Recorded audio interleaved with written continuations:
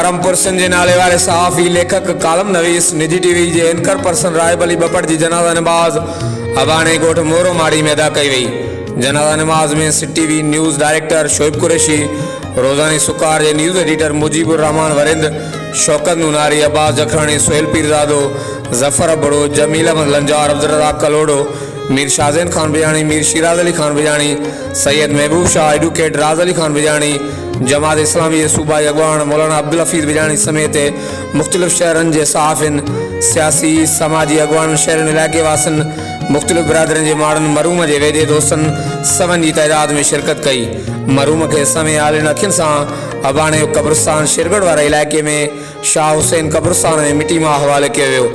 आख़िर में यादि रहे तो मरूम के वारसनि सां ताज़ियत जो सिलसिलो जारी है। हर वक्त आगाह लाइ ॾिसंदा रहो JD वेब न्यूज़ करम।